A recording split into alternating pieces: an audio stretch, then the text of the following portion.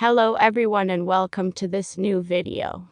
In this new video, we are going to present to you the 10 successful heists of all time. 1. Heist of the Central Bank of Iraq. In March 2003, Iraqi dictator Saddam Hussein ordered his son Qusay Hussein to enter the Central Bank of Iraq and withdraw nearly $1 billion. The United States was days away from an invasion, and Hussein felt it was prudent to secure his financial future. So, without further delay, Qusay had the money withdrawn from the bank unloaded into trucks, an operation that would take 5 hours, a testimony to the amount of money that was stolen. 2. Russian hacking network. For all its advantages, the technology also has its disadvantages, one of them being the ability for individuals to remotely target financial institutions for their own monetary gain. A Russian hacking ring is believed to be behind billion-dollar thefts in the 2010s. A Russian cybersecurity firm first discovered its crimes in 2014, but no arrests were ever made. 3. The diamond theft in Antwerp. Trust is an important element of any theft. Just ask Leonardo Notarbartolo. For years, he posed as an Italian diamond dealer in the diamond district of Antwerp to achieve his ends. Once firmly established in the community, he and his team struck. To this day, police investigators don't know exactly how Notarbartolo and his gang of thieves got into the Antwerp World Diamond Center, but they do know that after the weekend of February 15, 2003, 123 of the 160 safes have been released.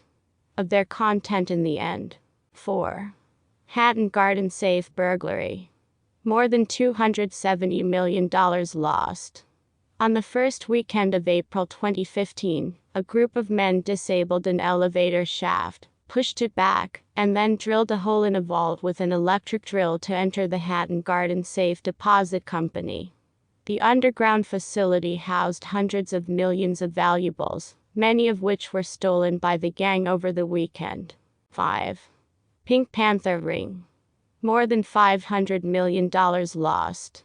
When an international ring of jewel thieves began plundering the world of its most valuable items, what do you think Interpol decided to call them? Why, the Pink Panthers, of course. Named after the popular Pink Panther film series, the organization has been behind numerous thefts around the world, from Switzerland to France, the United States and Japan. 6. Theft from the Isabella Stewart Gardner Museum. On St. Patrick's Day 1990, 2 men dressed as police officers entered the Isabella Stewart Gardner Museum in Boston, tied up the guards, and stole 13 works of art. Notable pieces stolen included Vermeer's Concert, Rembrandt's The Storm on the Sea of Galilee, as well as works by Manet and Degas. The total value of their loot: $500 million. The men involved were never apprehended, and to this day the museum has offered to pay a huge reward to anyone with information leading to access to the paintings. 7. Robbery of the British Middle East Bank. It was 1976, in Beirut. And on January 20th, one of the biggest robberies ever committed took place at the British Bank of the Middle East. A group of men linked to the Palestine Liberation Organization, PLO, burst through one of the walls of the bank, and proceeded to remove the vault of what is estimated to be $133 million in current currency.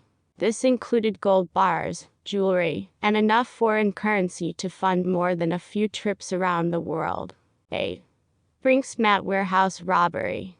One of the largest heists in modern history, the Brink's-Mat warehouse robbery, saw an estimated $111 million worth of diamonds, cash and gold, stolen from the Heathrow International Trading Estate, located near Heathrow Airport, 40 minutes west of London. Much of the loot belonged to Johnson Matthey Bankers Limited, a chemical company founded more than 200 years ago. 6 men, 2 of whom were ultimately convicted and sent to prison, succeeded in his work. However, the majority of stolen gold bars have never been recovered. Many films and documentaries have been made about the infamous flight in the years since. 9. Wilcox train robbery. They don't call it the Wild West for nothing. On June 2, 1899, members of the infamous Hole-in-the-Wall gang stopped a Union Pacific train in southeastern Wyoming, stopping it in its tracks. They then separated the cars from the locomotive, blew up the bridge, and emptied the safe of what would now amount to approximately $1 million to $1.4 million. Of course, thefts of this type persisted well into the 20th century, as evidenced by the Great Train Robbery of 1963, in which a Royal Mail train en route to London was freed of almost $65 million. 10. Theft of the crown jewels. Colonel Thomas Blood is one of the most daring and dastardly men in British history.